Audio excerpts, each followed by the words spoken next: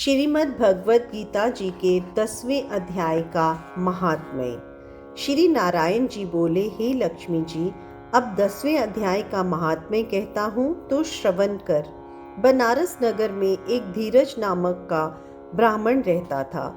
एक दिन शिव जी के एक गण ने उस ब्राह्मण को मरा हुआ पड़ा देखा और फिर शिव जी से जाकर कहा, हे स्वामिन, इसने कौन सा पुण्य किया है जिससे इसने भली जगह मृत्यु पाई। इसको चारों बातें भली आ गई हैं। एक बनारस क्षेत्र, गंगा जी का स्नान, संतों तथा काशी विश्वनाथ जी का दर्शन, अन्न को छोड़ना, एकादशी का दिन। हे स्वामिन, इसने ऐसा क्या पुण्य किया था जिससे यह गति प्राप्त हुई। शिव जी बोले, हे गण, एक दिन यह ब्राह्मण विश्वेश्वर महादेव जी का दर्शन को जा रहा था। मार्ग में धूप की गर्मी के कारण उसका दम घुटने लगा और चक्कर खाकर मंदिर के निकट गिर गया। इतने में श्रीगंडों नाम का एक गण आया। देखा तो ब्राह्मण मूर्छित पड़ा है। उसने जाकर शिव जी से कहा, हे भगवान, एक ब्राह्मण आपके दर्शन को आया था, वह मूर्छित पड़ा है। शिव जी बोले, हे श्रीगंडो, इसके पिछले जन्म की कथा मैं कहता हूँ, सुनो। एक समय कैलाश पर्वत पर पार्वती और हम बैठे हुए थे। एक हंस मेरे दर्शन को आया। वह हंस ब्रह्मा का वाहन था। ब्रह्मलोक से मानसरोवर को जाता था। उस सरोवर में सुंदर कमल के फूल थे। वह हंस एक कमल को लांघने लगा।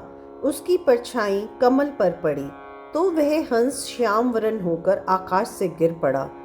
तब उसी समय उस मार्ग से मेरा एक गण आया। हंस को गिरा देख गण ने कहा, हे स्वामी, वह हंस आपके दर्शन को आया था जो श्याम वर्ण हो गिर पड़ा।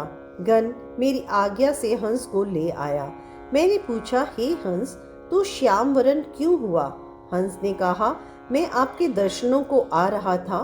मानसरोवर में कमल के फूल खिले हुए थे, उनको लांघ कर आया। उससे मेरी देह श्याम वर्ण हो गई और मैं आकाश से गिर पड़ा।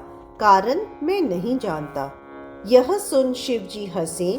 तब आकाशवाणी हुई कि हे शंभु जी, कमलनी से पूछो, वह कहेगी। कमलनी ने कहा, मैं पूर्व जन्म में पद्मावती नामक अप्सरा थी। उस समय एक ब्राह्मण गंगा किनारे स्नान कर गीता जी के 10वें अध्याय का पाठ किया करता था। एक दिन इंद्र का सिंहासन हिला। तब इंद्र ने मुझे आज्ञा दी कि तू जाकर उस ब्राह्मण की तपस्या भंग कर। आज्ञा पाकर मैं उस विप्र के पास गई।